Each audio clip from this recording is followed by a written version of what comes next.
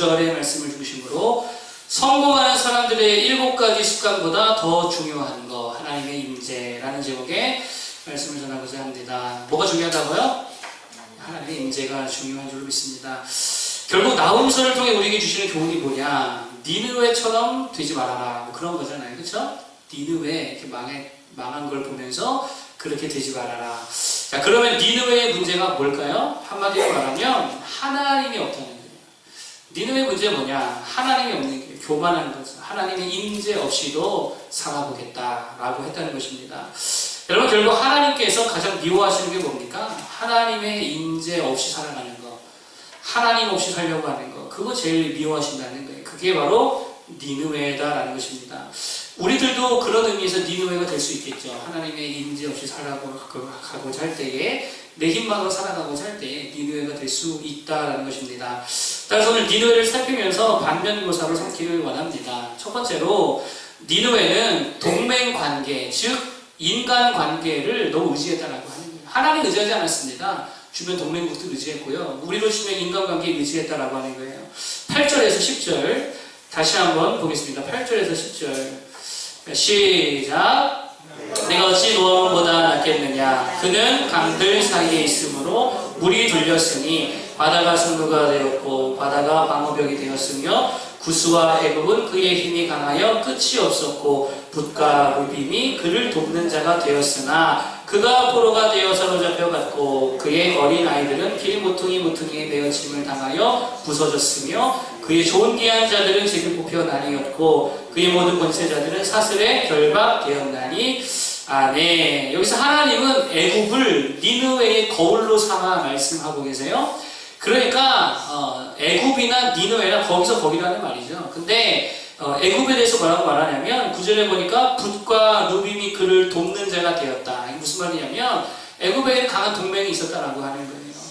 그래서 자기들은 견고하다라고 생각했다는 것입니다. 근데 그 모습이 니느웨 니들 모습과 비슷하다라고 하는 거예요. 애굽이 그렇게 동맹국들, 혈맹국들을 의지했던 것처럼 니느웨 너희들도 마찬가지로 니들 동맹국 의지하고 있지. 그러나 하나님 의지하지 않으면 애굽 망한 것처럼 니들도 금방 망할 거야 라고 경고하고 있다는 거예요. 여러분, 우리나라도 마찬가지죠. 미국 의지해야 됩니까? 하나님 의지해야 됩니까? 하나님 의지해야죠. 물론 뭐 동맹관계 중요하겠지만 진짜 더 우리가 붙들어야 될 거 하나님을 의지해야 된다라고 하는 거예요. 우리도 마찬가지입니다. 인간관계에 의지하면 니느웨 될 수 있다라고 하는 거예요. 하나님의 임재로 살아야지요. 하나님의 임재로 살지 아니하고 인간관계로 살아가는 거, 그걸 더 의지하는 거, 그게 바로 니느웨의 모습이다라고 하는 거예요. 여러분, 세상 책들은요 하나같이 인간관계로 살라 그래요. 하나님의 임재로 사는 책 봤어요? 세상에 지금 하나님의 임재로 살려고 한마디도 안 하죠. 다 뭐라고 말하냐? 인간관계 잘 맺어야 된다. 그게 성공 비결이다. 다 똑같이 말합니다. 그것을 위해 베풀어라. 그럼 인간관계 잘 맺을 수 있다. 그것을 위해 남을 배려하고 존중해라. 거기에 투자해. 인간관계에 투자해라. 그게 세상의 가르침이라는 거예요. 그래서 세상은 절대로 적을 만들지 말아라. 뭐 이런 조언도 해주죠. 언젠가 소개시켜드린 책이 있는데 스티븐 코비의 성공하는 사람들 7가지 습관이라는 책이 있습니다. 자기개발세 가장 기초적인 책이라고 할 수 있는데요. 여기 보면 인간관계를 맺는 하나의 중요한 원리를 제시해 주니까 이렇게 살라는 거죠. 그게 뭐냐면 바로 윈윈 전략이라는 게 있어요. 윈윈 전략. 그러니까 항상 무엇을 결정하든지 나도 잘 되고 상대방도 잘 되는 일을 선택하고 결정해야 된대요. 윈윈이 아니면 그 거래를 하지 말라는 거예요. 나만 잘 되고 상대방은 잘 안 된다. 그런 계약도 하지 말래요. 왜냐? 윈윈을 해야만 나중에 관계를 잘 맺고 이 관계를 통해서 결국에는 지속적인 성장을 거둘 수가 있다. 지속적인 성공을 이룰 수 있다. 결국 요지가 뭐냐면 인간관계 맺으라는 거예요. 윈윈이라는 것을 통해서. 이게 세상이 말하는 성공 전략이다라고 하는 거예요. 여러분, 그래서 어딜 가나 세상은요 인간관계를 중요시합니다. 그래서 최대한 예의를 갖추라 그러죠. 상대방을 배려하고 존중하고 좀 조심하며 살라 그래요. 그리고 이미 그런 시대가 되어버렸습니다. 전도도 어떻게 하죠? 그렇게 하지 않아요? 예의를 갖춰야 돼요. 배려와 존중과 조심성이 있어야 돼요. 그러다 보니까 전도도 요새는 다 무슨 전도로 바뀌었어요? 패러다임이 관계전도로 바뀌었어요. 인간관계 중심에 관계전도로 다 바뀌어버렸어요. 스티븐 코비의 윈윈 전략을 너무도 잘 따르는 시대가 돼요. 싫은 소리를 못해요. 제가 전에 한번 말씀드렸는데 우리 이제 선배 목사님이십니다. 안양에 개척하신 분인데 선민교회에서 멀지 않은 곳에 있는 목사님이시거든요. 그분과 이런저런 얘기하다가 전도는 어떻게 하세요 목사님? 물어봤더니 노방전도도 하고 축구도 하고 다 하신대요. 그러면서 제가 겪었던 일을 경험했어요. 불교 그 딱지가 붙어있는 데다가 똑똑하고 전도 주려고 그랬더니 이거 안 보이냐고 어디 와서 전도지를 주냐고 막 그랬다고 그런 일 당했는데 좀 움츠러 들더라고. 제가 그 얘기를 했더니 저한테 뭐라 하시는 거야. 왜 그 불교 딱지가 붙은 데 가서 전도를 하냐고. 그거 하지 말라고 붙여놓은 사람인데 예의를 지켜주면서 전도를 해야 되지 않겠니? 저한테 그러시더라고요. 그런 시대가 되어버렸다는 거예요. 그러니까 전도도 내가 얼마나 인간관계를 잘 맺느냐 이거에 따라 결판난다. 이렇게 생각하고 있다는 거예요. 여러분 기도로 결판되거나 하나님의 일하심으로 결판되려 하지 않는 시대가 되어버렸어요. 제가 목회자들과 대화하면서 진짜 제일 듣기 싫은 말이 뭐냐면요. 이런 거예요. 우리 동네는 안 돼요. 자기 동네는 안 된대요. 이 시대는 안 된대요. 안 되는 시대래요. 근데 왜 목회하고 있는지 모르겠어요. 그런 말 들을 때 저는요. 이게 이거 성령의 음성이 아니고 그냥 마귀 음성으로밖에 안 들린다는 거예요. 안 됩니까? 안 돼요? 여러분 안 되는 시대 늘 그랬어요. 그렇지 않습니까? 되는 시대고 되는 장소 아니라는 게 늘 안 되는 시대였지만 늘 어려운 시대였지만 하나님의 은혜와 하나님의 능력을 하나님의 임재하심을 감당해냈다라고 하는 거예요. 그게 결국 시대를 타고나서 된 게 아니라는 것입니다. 지금 되게 많은 성도들과 교회들이 니느웨가 되어버렸어요. 너무 관계를 의식하고 있다는 거예요. 저는 개인적으로 상담 심리학이 참 인류에 미친 영향이 크다라고 보지만 그런 기독교에 미친 영향은 참 안 좋은 게 많다고 생각해요. 그 중에 하나가 뭐냐면 맨날 상처 타령하게 만들었어요. 상담 심리학이. 그러니까 뭐만 하려고 하면 누가 상처 입을까봐 전도하려 해도 주의 일을 하려 해도 상처 이거 상처를 너무 의식하게 되었다는 거예요. 무슨 일을 못해요. 무슨 말을 못하죠. 상처 받을까봐 상처 건들까봐 그런 시대가 되어버렸어요.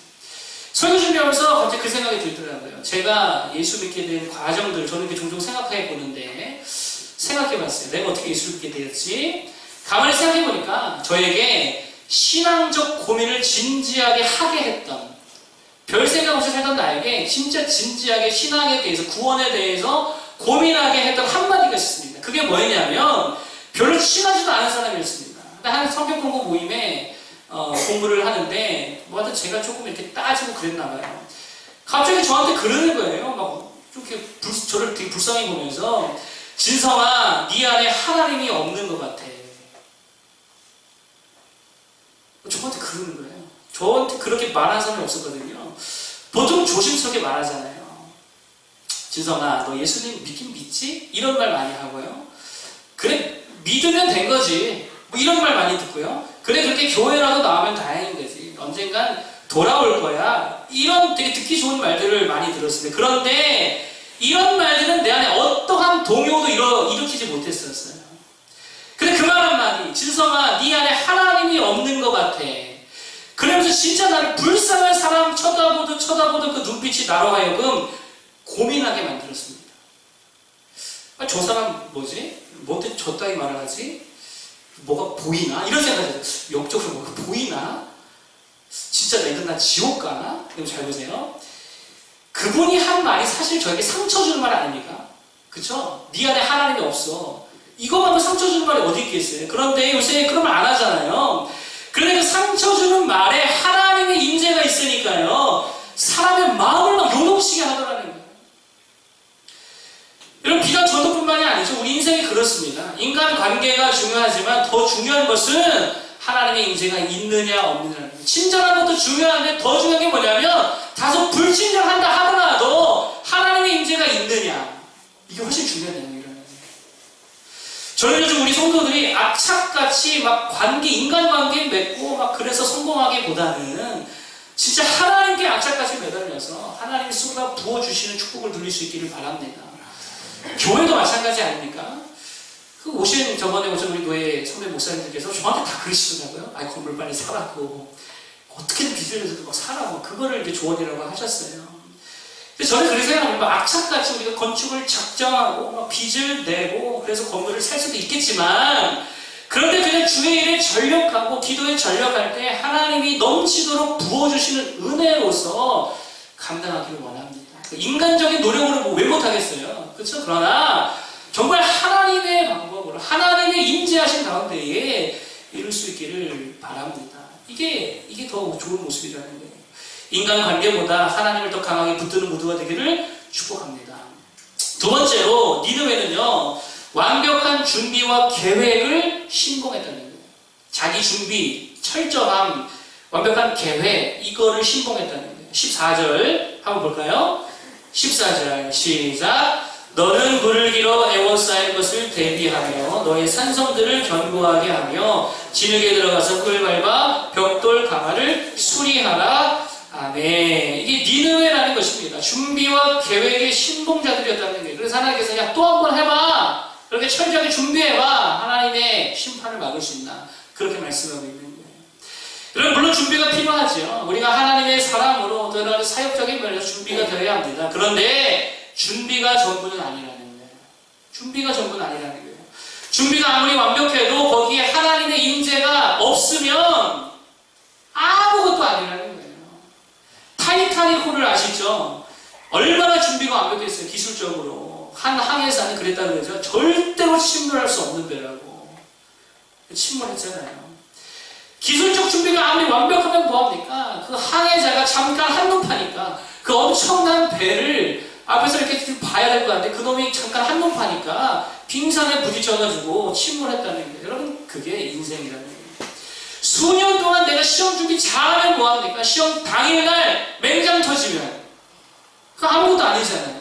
신학대학교 수석하고 장학생 하면 뭐하냐라고 하니까 신학 박사를 준비하면 뭐하냐는 거예요. 목회했는데 아무도 안 오는데 내 준비가 다가 아니라는 거예요. 그래서 배운 거 없어도 초등학교 중퇴라도 별로 준비된 거 없어도 하나님이 사용하시면 된다는 거예요. 조지 휘필드는 설교에 명설교가 있습니다. 그래서 원고 설교 해본 적이 없어요. 그분은요. 그러니까 남아있는 원고가 별로 없어가지고 그게 이제 후대에게 좀 아쉬운 정도로 남을 정도로 원고 없는 설교 유명한 사람이 조지 휘필드였습니다. 그런데 그와 비슷한 시기에 그 다음 후대라고 할 수 있겠죠. 조나단 에드워즈라고 하는 아주 또 유명한 아주 또 기독교계에 엄청난 영향을 끼친 사람이 있었는데 그 사람은요, 원고 보고 하지 않으면 설교를 못했다는 거예요. 그러니까 원고 없이는 설교를 못했던 사람이 조나단 에드워즈입니다. 그런데 그 덕에 그가 남긴 설교 저술들이 많이 남아있어요. 여러분, 하나님이 임재하시면 실력이 다소 부족하더라도 하나님께서 능력으로 행하게 하시더라는 것입니다. 따라서 좀 준비가 덜 된 것으로 두려워하지 않았으면 좋겠습니다. 하나님께서 모세를 부르실 때에 인간적으로 모세의 준비가 잘 된 상태에서 안 된 상태였어요. 하나도 안 된 상태였어요. 나이가 들었잖아요, 일단. 그리고 말도 잘 못했죠. 머리가 안 굴러갈 거 아니에요. 과거에 애국에서 배웠던 학식, 지혜가 있다 하더라도 40년을 썩혔는데 그게 남아있겠습니까? 그거 별로 남아있지 않더라는 거예요. 실력으로 따지면, 준비된 상태로 따지면 40년 전에 젊었을 때가 훨씬 낫지, 80세의 모세는 준비 상태로 말하면 별로 준비되지 못한 모습이었다는 거예요. 근데 하나님이 그때 사용하셨어요. 뭐를 주시면서 사용하셨죠? 하나님의 지팡이를 주시면서 사용하셨습니다. 지팡이의 상징이 뭘까요? 지팡이의 상징? 하나님의 임재예요.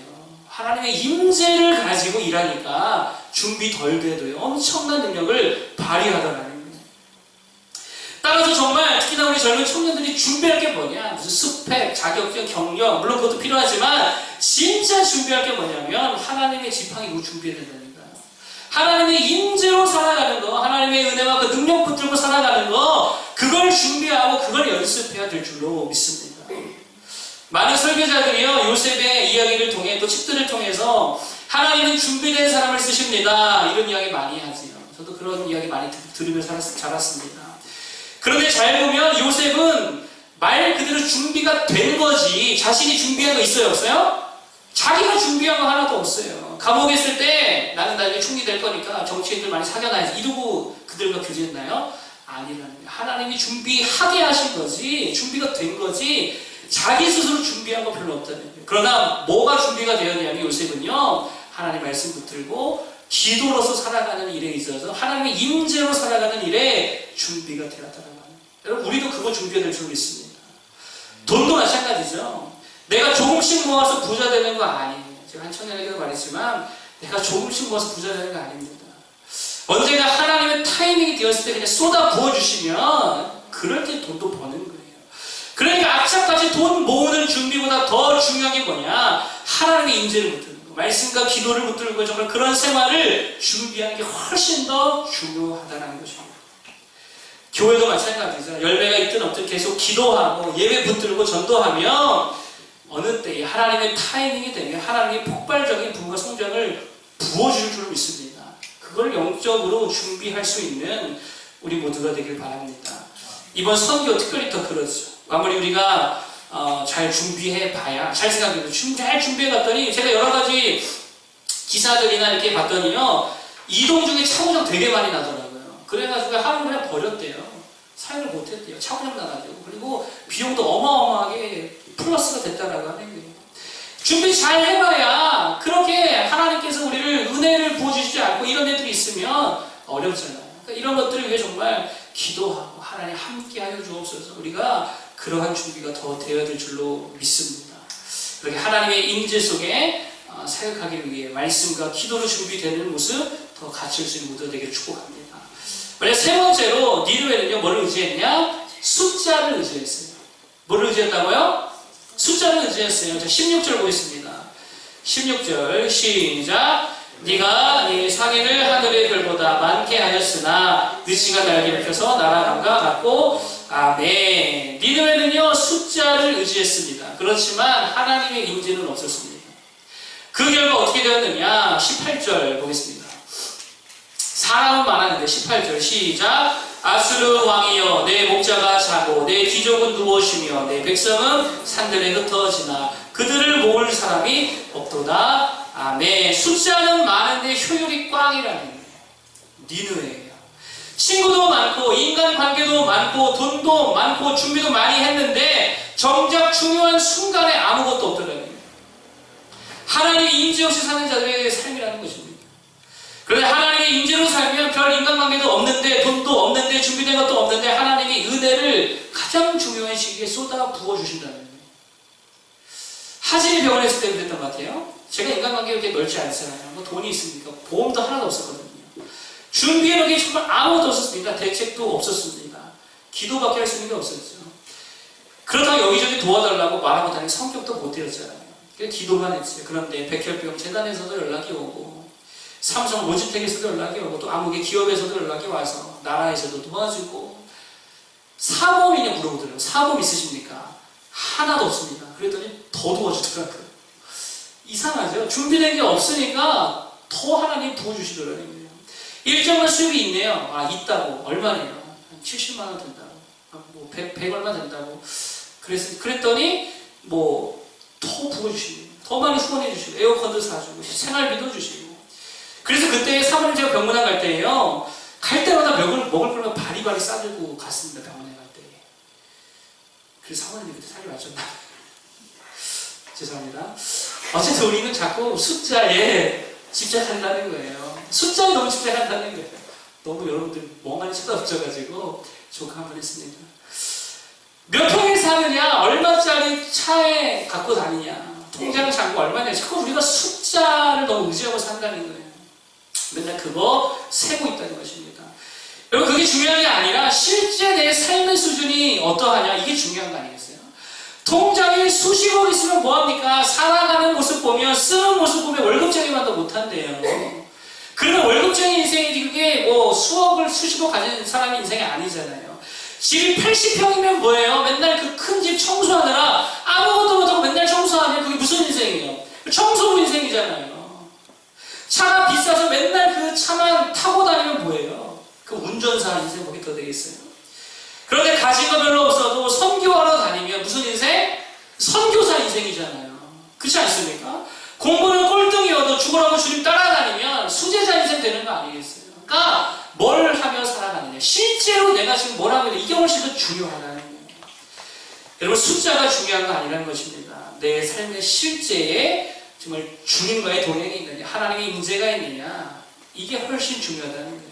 숫자에 매이지 말고 하나님께 매일 수 있는 모두가 되기를 바랍니다. 세 가지를 말씀드렸어요. 첫 번째, 인간의 관계 너무 신봉하지 말아라. 두 번째, 준비와 계획 너무 신봉하지 말아라. 세 번째, 숫자 너무 붙들지 말아라. 오직 하나님의 뭐로 살자? 하나님의 임재하시는 거 살자.